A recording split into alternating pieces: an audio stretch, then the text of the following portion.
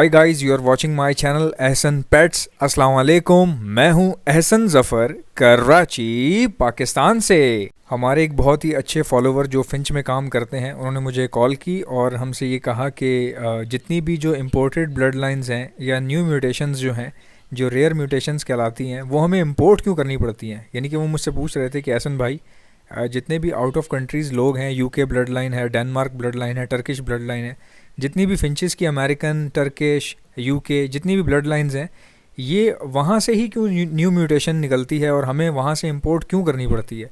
यानी यहाँ भी तो निकल सकती है, यहाँ भी काम हो सकता है। वो भी इसी तरह काम कर रहे हैं, नॉर्मल फिंचों से जो है म्यूटेट करवा के जो है वो निकालते हैं कोई भी नई म्यूटेशन। तो ऐसी क्या वजह है कि हमें इंपोर्ट ही करनी पड़ती है, यहाँ पे निकलती नहीं है, या फिर यहाँ लोगों को नॉलेज नहीं है। तो आप मुझे ज़रा इसको एक्सप्लेन करें कि क्या चक्कर क्या है, कि हम लोग क्या ज़िंदगी भर इंपोर्ट ही करते रह जाएंगे, एक्सपोर्ट कभी करेंगे नहीं क्या। और वो ये भी कह रहे थे कि भाई हम किसी भी म्यूटेशन पर जब काम करते हैं तो पता चलता है वो इतना बड़ा हाथी साइज़ जो है वो किसी के पास यूके में होता है, तो वो इंपोर्ट होना शुरू हो जाता है, फिर हमारे वाले की वैल्यू नीचे आ जाती है। तो अब मैं आपको समझाता हूँ कि होता कैसे, काम कैसे करता है, ये हाथी साइज़ क्या होते हैं, क्या करना है क्या नहीं करना, सारी बातें। अब देखें, गौर से सुने। इनका मैं जवाब भी दे रहा हूँ क्योंकि उस वक्त मैंने नहीं दिया इनको। मैंने यही कहा था मैं इस टॉपिक पे वीडियो बनाऊंगा, तो इसलिए मैंने उनका जवाब उस वक्त नहीं दिया था। अब ये इनका सर देख रहे हैं आप फिंच का, इसका साइज़ देख रहे हैं, हाथी फिंच ये होती है। इसकी चोंच देखें कितनी छोटी सी है, लेकिन इसके सर देखें आप। कभी देखी हैं आपने ऐसी फिंचेस? यानी कि ये जावा से भी इसका सर कितना, यानी बजरी से भी बड़ा लग रहा है मुझे तो साइज़ और ये सब कैसे होते हैं, क्या होता है क्या नहीं होता, मैं आपको बताता हूँ कैसे बनते हैं ये। देखिए, हमारा मसला ये है, सबसे पहला सवाल ये कि हमारे पास म्यूटेशन निकलती क्यों नहीं है, हमारे पास कोई नई म्यूटेशन क्यों नहीं निकलती। वो इसलिए नहीं निकलती भाई, हमारे यहाँ इतनी गंदी आदत है पूरे एशिया में, एशियन कंट्रीज़ जितनी भी हैं। एक तो हम लोगों में जो है ना होशियारी, जो फालतू होशियारी होती है ना, छोटी छोटी चालाकियाँ, वो हम में ज़्यादा हैं, बजाय इसके कि हम अपना आगे का रास्ता बनाएं, बड़ी सोच रखें, वो हमारे अंदर नहीं होता। जितनी भी तमाम, मैं किसी एक कंट्री की बात नहीं कर रहा, मकसद सिर्फ कहने का ये है, हम लोग देखा देखी शौक़ शुरू करते हैं। अब जैसे मिसाल के तौर पे मेरी आप ये वीडियो देख रहे हैं इस वक्त, ठीक है। अब अगर आपने बजीज़ रखे हुए और मेरी ये वीडियो देख के आप मुतासिर हो गए फ़िंचों से कि यार ये तो सही है, ये ज़्यादा ब्रीड करती हैं, तो अब एक काम करते हैं, अपने बजरी ख़त्म कर देते हैं। तो एहसन भाई जिसके बारे में बात कर रहे हैं ये ले आते हैं।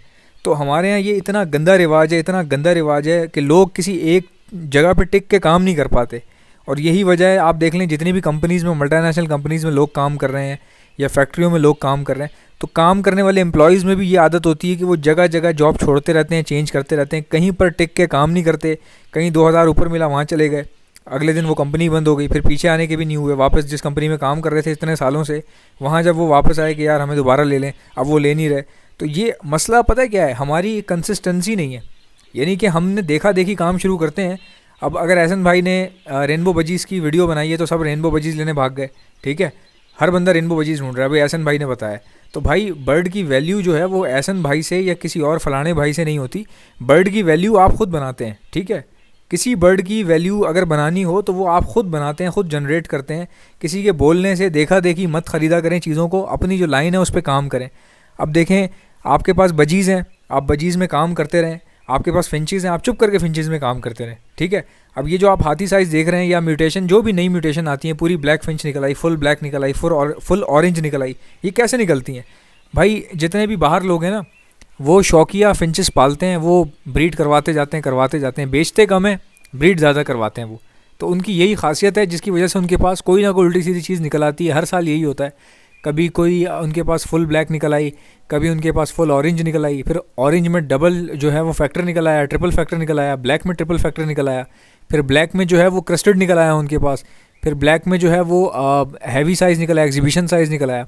तो भाई वो आपस में ब्रीड करवाते रहते हैं। हमारा मसला ये है, हम ब्रीड कम करवाते हैं और बेचते बहुत ज़्यादा हैं।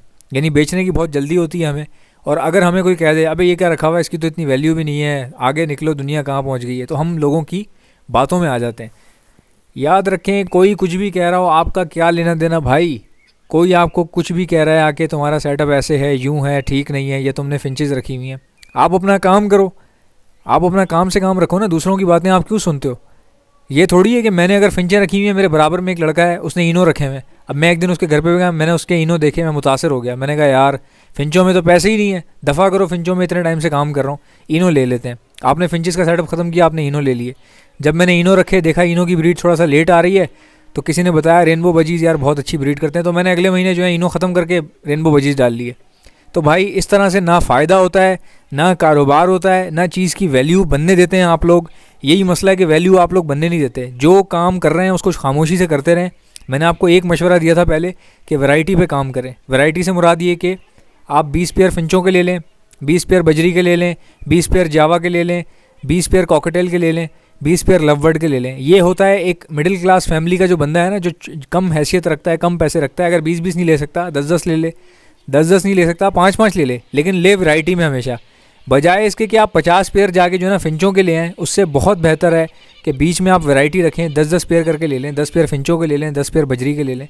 उससे क्या होता है, वैरायटी में आप कभी डिसहार्ट नहीं होते।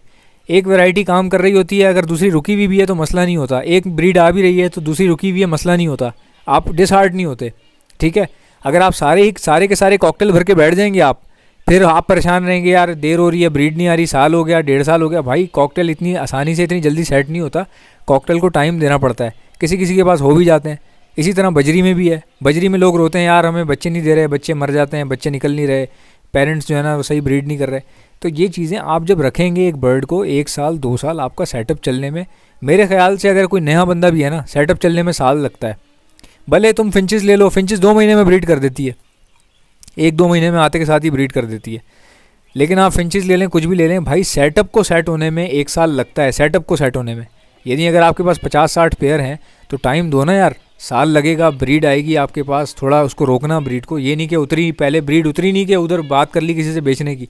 सब्र किया करें, सेटअप को बढ़ाएं, देखें, चेक करें ब्रीडिंग आ रही है, कितनी आ रही है, क्या हिसाब आ रही है, उसमें से कुछ पीसेस रोकें, मशवरा कर लें, किसी से बात कर लें, किसी को दिखाएं कि यार मैं इसमें से कौन से रोकूं, किसी दोस्त से पूछ लें। तो मिसाल आपको दे रहा हूँ कि दिमाग से काम किया जाता है। ठीक है, देखा देखी काम नहीं किया करें कि एहसन भाई ये बोल रहे हैं तो वो कर लो, फलाना भाई ये बोल रहा है वो ये कर लो, दुकान वाला तो मुझे ये कह रहा था। यार तुम्हारा खोते का सर कह रहा था दुकान वाला। मतलब आप मुझे बताएं ना कि देखा देखी काम, जो कोई चीज़ हमारे पास म्यूटेशन कैसे बनेगी जब हम हर महीने परिंदा चेंज कर रहे हैं। ठीक है, हर महीने हम डिसार्ट हो रहे हैं, हर महीने कोई नई चीज़ उल्टी सी चीज़ उठा के ले आते हैं, तो म्यूटेशन कहाँ से आएगी? म्यूटेशन तो उनके पास आती है जो मुंह नीचे करके बस ब्रीड करवाते रहते हैं। तो अंग्रेज ऐसे ही करता है ना, मुंह नीचे करके चुपचाप ब्रीड करवाता रहता है खामोशी के साथ। उसी में से उसके पास से पता नहीं क्या क्या चीज़ें निकल आती हैं, मिक्स ब्रीड होके आगे पीछे। कोई वो स्पेशल फार्मूला थोड़ी इस्तेमाल करते हैं यार। आप मुझे बताओ, जितने भी बड़े बड़े होशियार बनते हैं, हमें जेनेटिक्स पता है, हमें ये पता है, हमें कॉम्बिनेशन पता है। भाई तुम्हें कैसे पता है? आप मुझे बताओ तुम्हें कैसे पता? जब एक चीज़ निकली पहली बार रही है, अभी तुम्हें क्या पता और कौन सी चीज़ें निकलनी है इस दुनिया में? ना आपको पता है ना मुझे पता है कि अभी नई म्यूटेशन कौन सी निकलेगी फिंचों में। ख़त्म तो नहीं हो रही ना, हम तो देख रहे हैं रोज़ कुछ ना कुछ नया निकल आता है। तो जब हमें पता ही नहीं है कि कौन सी चीज़ निकलने वाली है, तो हम कॉम्बिनेशन कैसे बना रहे हैं भाई? कोई कॉम्बिनेशन नहीं होता, याद रखें। उल्टे सीधे बर्ड जब लगाए जाते हैं, उल्टे सीधे से मुराद ये कि जब आपके पास फिंचे हैं, आप ब्लैक ब्रेस्ट उठा के आपने लगा दी ब्लैक चिक के साथ। ठीक है, ब्लैक चिक आपने उठा के लगा दी ईसाबेल के साथ, ईसाबेल आपने लगा दी ऑरेंज ब्रेस्टेड के साथ। इस तरह जब आप क्रॉस ब्रीडिंग करवाते हैं, कुछ ना कुछ उसमें से निकल ही आता है भाई, कोई ना कोई रेयर कलर उसमें आ जाता है। इसी तरह रेनबो बजीज़ में भी ऐसा ही होता है। आप रेनबो बजीज़ पे वर्किंग कर रहे हैं, आपके पास कुछ और चीज़ निकल आई। आप ब्लैक बजी पे वर्किंग कर रहे थे, निकल आपके पास कुछ और गया। तो जो कुछ और निकलता है उसी की वैल्यू होती है, वही नई म्यूटेशन कहलाती है।